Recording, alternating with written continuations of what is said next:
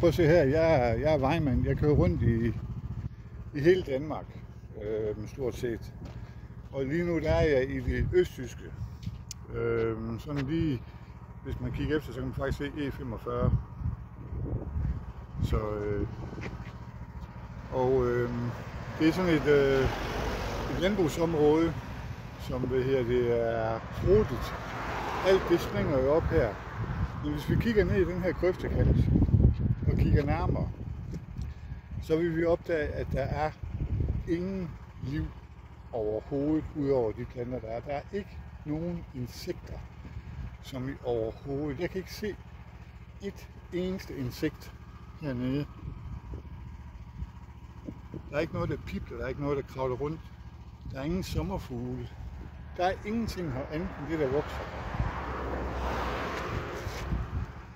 Jeg kan huske for 10 år siden, når jeg gik og svedte langs grøftekanten her, så kæmpede jeg altid med insekter, der hele tiden sværmede omkring mit hoved.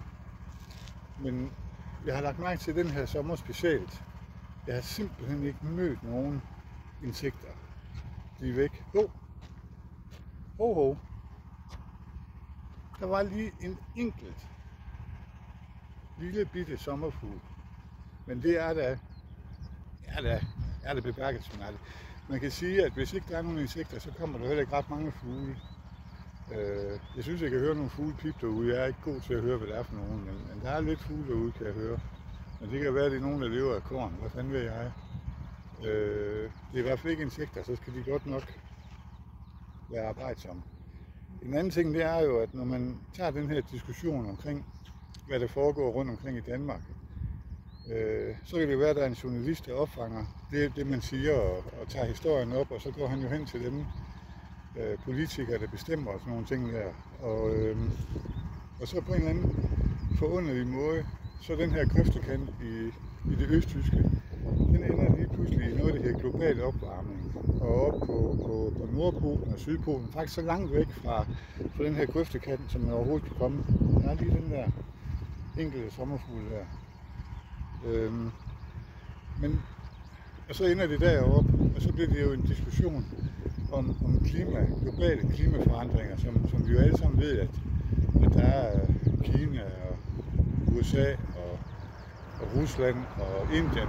De er jo de helt store, og det er jo dem, man skal ind og ændre.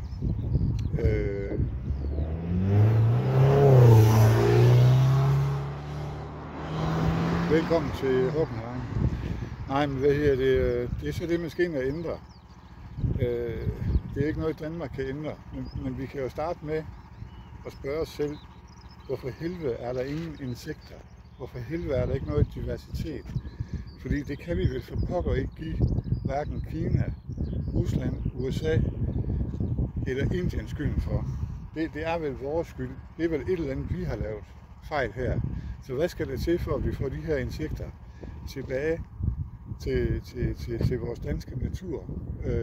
Hvad kan vi selv gøre? Det synes jeg, det er nogle gode spørgsmål. God dag til alle sammen. Jeg håber, I møder så mange dejlige dyr og insekter som muligt, og jeg håber også, at de lægger mærke til, at tingene de forandrer sig. Hej hej.